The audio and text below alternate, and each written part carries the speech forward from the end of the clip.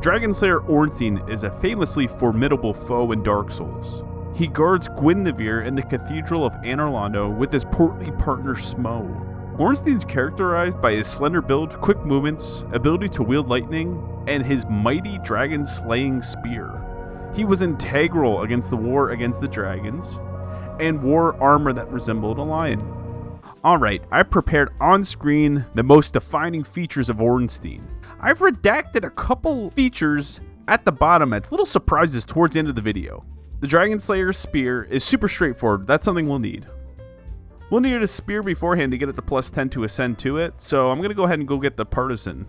We'll also need Ornstein's armor set. Both the spear and the armor will be available after beating Super Ornstein, so until then, I'm going to run around buck naked. Since Dragonslayer is in his title, we're also going to make it a point to slay all the dragons possible in Lordran. In terms of stats, we're looking at a nice balance between offensive and defensive stats. We'll pick up Lightning Spear to deal with enemies that are at range, and we'll use the Leo Ring when fighting melee bosses that we can benefit from. Since I started with the Master Key, we can go through the Valley of Drakes up through the Darkroot Basin and arrive at our partisan pretty quickly. Afterwards, it's time for a quick trip back to Firelink. We're playing it safe on this Horus Demon. Ornstein specializes in slaying dragons, not demons. This is also the first time I've ever used the spear on a boss. I'm very impressed with the partisan. It's a good spear. It has very good reach, and its damage isn't half bad either. After dealing with the Taurus Demon, I made my way through the church and busted out Lautrec. As always, I'm going to have to get that Ring of Favor protection off you, little guy. While I was in the area, I also upgraded my Estus Flask as well. I wasn't sure at all how the Bell Gargs were going to go here. The Bell Gargoyles were a lot more interesting than I normally like. It had nothing to do with the spears or the current stats, it was all user error. I pushed the first gargoyle way too fast and the second one spawned when I needed to heal. The positioning was so weird I almost killed the second gargoyle before the first. It was so bad. Anyways, I downed the Gargs and rang my first bell. We were going to go ahead to the Capra Demon next. Capra Demon felt good. The partisan took out both dogs at the same time up on that wooden plank. Afterwards I was able to plunging attack the Capra Demon. The length of the spear made it so that I could stay at a far distance while still getting in some light attacks. However, some random throwing knife came through the fog wall and hit me. How is this possible? I didn't even know this was possible. Anyways, I snagged the key to the depths and headed on down. The depths has two things I need. A large ember to get my spear past plus 5, and my first large titanite shard to upgrade my partisan to plus 6. After securing both, I boned on out prior to my first opportunity to slay a dragon. Before any dragon slaying can take place, Knight Kirk almost gave me the beatdown. I was already dealing with rats down here and he spawned in. He's a rat himself, so it suits him. Anyways, Gaping Dragon is up on the chopping block.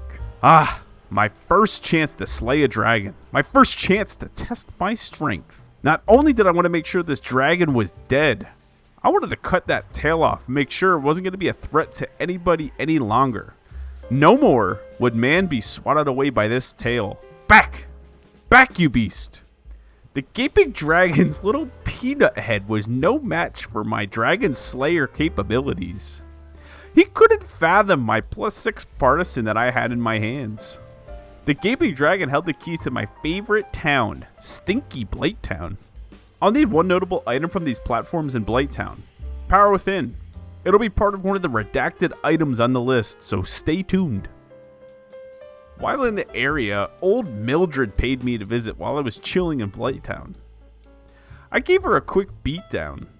Don't have time for these games, I'm up to important business. That being said, I did finesse on her to kill her. I wasn't about to be stuck in lava pools on Quelaag, so we fought this one like a complete cheese ball. I was sitting at 25 dexterity and 217 attack rating. We were moving things along easy as is. Once again, the partisan's reach is just phenomenal. It's not something I'm used to. It makes poking fun. After Quelaag, I rang the second bell, popped all the available souls I had, touched on the old endurance a little bit for equip load. I had to get to Sen's Fortress next. I came back up to Firelink for a breath of air. Smelled like potatoes and smoke that. It smells awful. In Sen's Fortress, there are a couple Titanite demons, and I wanted to farm them because I will need Demon Titanite for my Dragonslayer spear. Thing is, I forgot how miserable it is farming these guys with the oil that just sticks to you. I farmed a few of them, then just speed ran through the rest of Sen's Fortress. At the top of Sen's Fortress, I was able to upgrade my Partisan to +10 prior to Iron Golem. This means the second I can get my grubby mitts on the Soul of Ornstein, I'll be able to get my Dragonslayer spear. Nothing exciting happened with Iron Golem. I'm at 242 attack rating. Iron Golem does have some decent resistance to thrust damage. I'm only hitting him for a piddly 68 damage per hit. Absolutely pitiful. I couldn't even do enough damage to make him fall backwards after he's doing his wobbling. He just stood right back up. Anyways, after the Iron Golem fell, I landed in Anor Londo. I made sure to get the chest guarded by knights to get another Demon Titanite. I didn't want to tell you guys yet, but there's an imposter in this room. There's a dude here who thinks he's Ornstein. We need to dispatch him quick to get Ornstein's stuff back. I had no idea what to expect here. I've never fought Super Ornstein before. Surprisingly, taking out normal Smo was super easy. He's, large, and he doesn't move that much. With the narrow attacks from spears and Smo's stature, it was a welcome change from normally fighting normal Ornstein. After Smo fell, Super Ornstein came into the picture. Majority of Super Ornstein's attacks just straight up miss you as long as you're hugging his legs. The only thing you have to watch out for, he does do the ground slam like Super Smo does, so just make sure to get ready to move out of the way for that. Super Ornstein does have a lot of health, and I'm not hitting him very hard if it isn't obvious already. Other than that, just keep the damage up. Honestly, the future might just do it this way moving forward, especially when I'm doing these runs with weapons with no range. I took my +10 Partisan to the Giant Blacksmith of Anor Londo. This dude was able to take my measly +10 Partisan and the Soul of Ornstein to make the beloved Dragonslayer spear. Dominal of Xena has my armor set I need. He's chilling in Firelink next to the Ring of Sacrifice. He'll give it to me for 27,000 souls. For right now, I have to use Havel's Ring since Ornstein's armor weighs so much. I did some strategic trading with Snuggly in the Northern Undead Asylum. We're going to be trading a Dung Pie and a Prism Stone for 2 Demon Titanites to get our Dragonslayer spear to +5. While in the area, let's go dunk on the Asylum Demon right quick. I realized that Ornstein is a Dragon Slayer, but this build is a good Demon Slayer as well. Asylum Demon doesn't hold a flame to me. The reach of the Dragonslayer spear is so nice, it's even longer than the Partisan I was using. While I was here, I wanted to make sure to get the peculiar doll as well, since there are 2 dragons that'll need to be taken care of in the Painted World. Now that I have a proper weapon and armor, it's time to begin my quest to slay all dragons. There is a terrible wyvern on the bridge that must be cleansed from the undead berg. This dude is harder than any boss I've fought this far. I honestly don't know what the strategy is here, other than just using Estus every single time he goes into the air and breathes fire, and hope that he just does something other than that. After enough Estus chugging, the Hellkite Wyvern did come down, and I was able to get in some fat damage. The next closest dragon is the Undead Dragon in the Valley of Drakes. This is another dude that I don't think I've ever killed before, so let's see how this goes. Alright, looks pretty much the same as the Undead Dragon in the Painted World. He went down easy enough. However, I did have a bloodthirst for the other dragon blood. As mentioned before, there's 2 dragons in the Painted World that'll need to be taken care of. We gotta go take out the trash in the Painted World. Those tumor guys that spray toxic when they're killed are actually no problem with this weapon. The range of the Dragonslayer's spear really keeps you 100% out of the toxic spray. Very good. Jeremiah, once again, he's got a big head on him. We had to put him down. We had to put him in his place. Out of the way, Jeremiah. We got another dragon to take care of. We're on serious business. The undead dragon spewed its last dookie breath. I will let it torment new players trying to escape the Painted World no more. The strat here is to just alternate sides you stand on. He'll use his breath in the area that you're not even standing in anymore. Very useful. Make sure you're taking notes. These are Dragonslayer tips I'm giving right now. I don't feel amazing about needing to slay Priscilla, but she's half dragon, so it's my duty to take her out. I really struggled to take Priscilla out of stealth with weapons that lack a horizontal swing. The spear's even worse because it doesn't even have a vertical swing, only a stab. You are able to do some sort of swing with the Dragonslayer spear if you do a roll first, but it's more like a 45-degree swing. It isn't very helpful. I'm gonna keep it real, I didn't even know Priscilla could go back into stealth. I wasn't keeping damage up enough, and she went back in stealth once again. Now that Priscilla's taken out, we can progress with the rest of the game. Mr. Discharge took some fat damage from the Dragonslayer spear. We're sitting at an easy 404 attack rating. This is looking very promising considering we're nowhere close to any of the soft cap from the stats this weapon scales off: dexterity, faith, and strength. We also got lucky with Mr. Discharge's slam attacks rather than some of his other nonsense he does sometimes. Let's see what Demon Fire Sage has to say about all this. Mr. Kirk, what on earth are you doing? This is the second time I've had to deal with you. Stop it! Just like his Asylum Demon brother, Demon Fire Sage is no problem for the length of the Dragonslayer spear and the heart of Ornstein. With a heavier equip load, it's easier just to run away from all of his attacks rather than try to dodge anything. We're at 411 attack rating here, and this fight's moving along quite nicely. Demon Fire Sage went down without much of a fight. Surely this is foreshadowing for how the rest of the run will go. Millimeter Peter's next on the chopping block.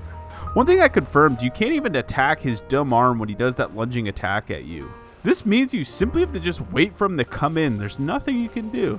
He's supposed to be a demon, but I'm not sure. He has some dragon tendencies to me. He has some sort of weird tail. He has some claws. He roars. He breathes fire when he jumps in the air. He might not be a dragon, but he's on the watch list for sure. He's on Angie's list. I'll keep an eye on him for sure in the future. Now that I met the faith requirements, it's time to unredact one of our bullet points. The Warriors of Sunlight are followers of Gwyn's firstborn son, who inherited lightning. Ornstein fought alongside the Nameless King, and he had the power to wield lightning himself.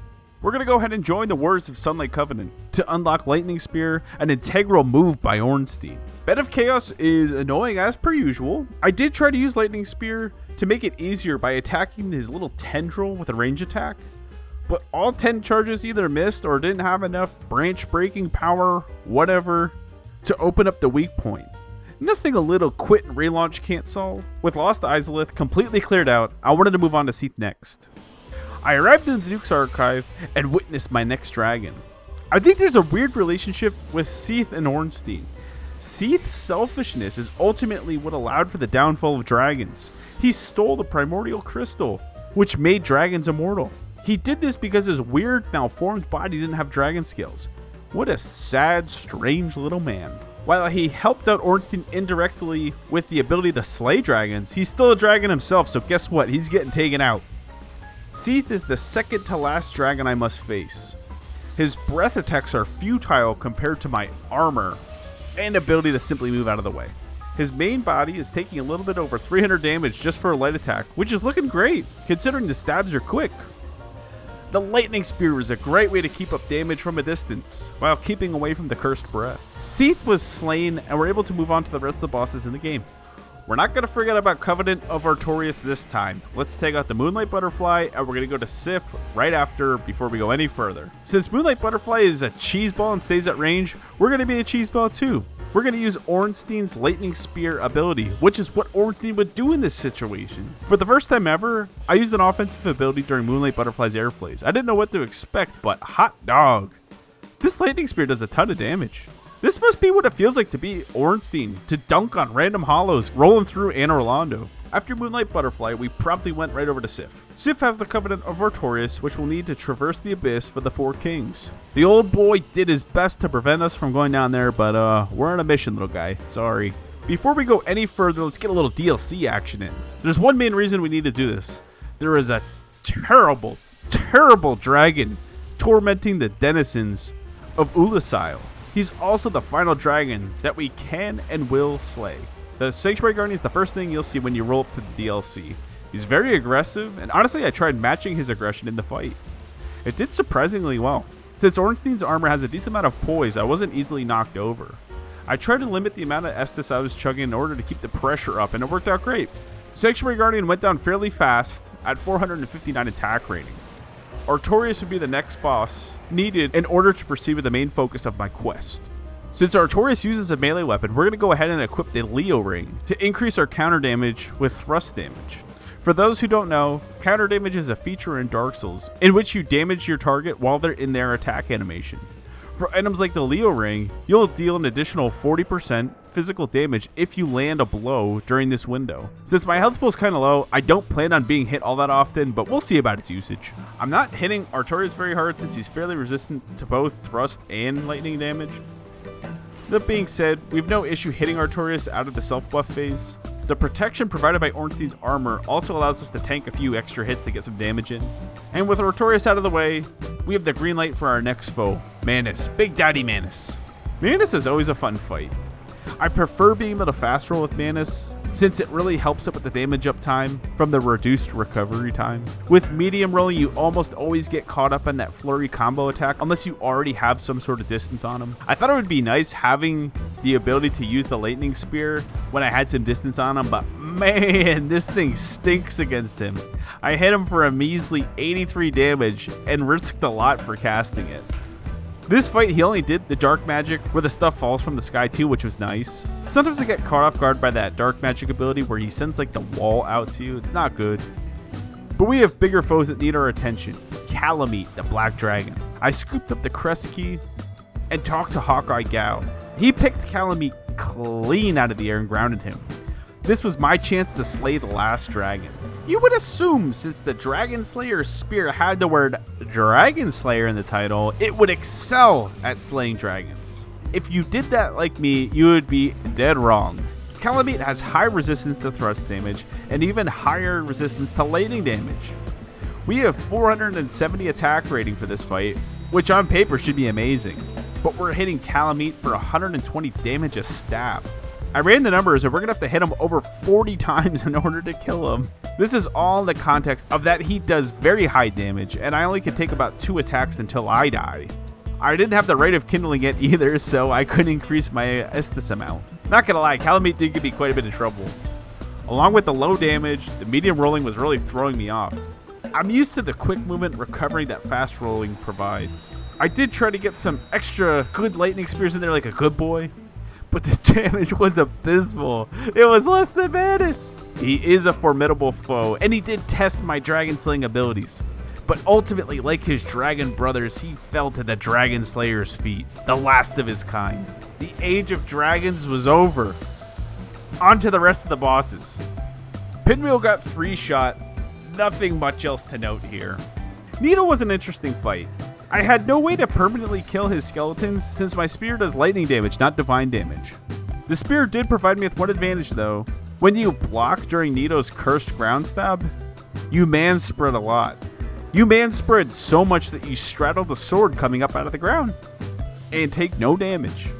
I had to deal with the skeleton's nonsense the entire time, but that was fine. 4 Kings is the last boss I need to deal with before Gwyn.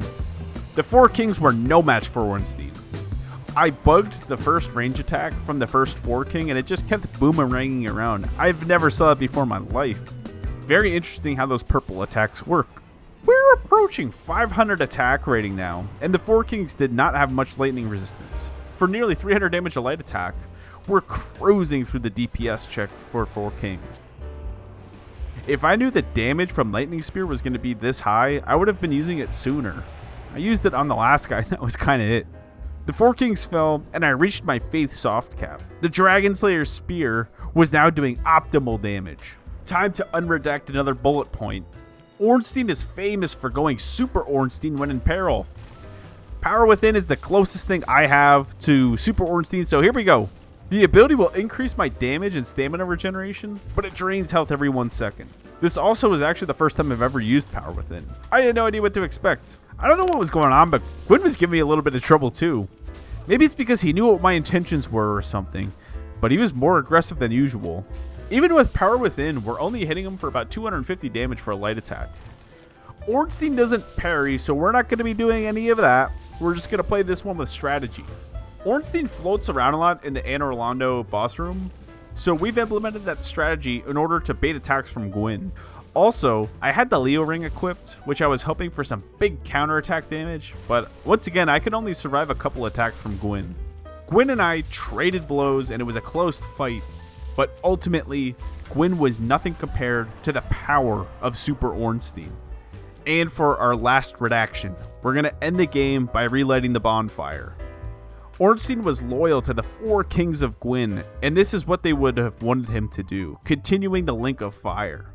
Ornstein had a sense of duty, and this self-sacrifice matches exactly what Ornstein stood for. It was about honor and adherence to order. This matches Ornstein to a T. I hope you guys like this video. I've been having a lot of fun with this series, and plan on doing more just like this one. We do have a couple lore-accurate characters in the background, but what else would you guys like to see? What characters would you like to see beat Dark Souls? I read all the comments that you guys leave on the videos, and I appreciate all the support. Thank you guys, and I'll see you around.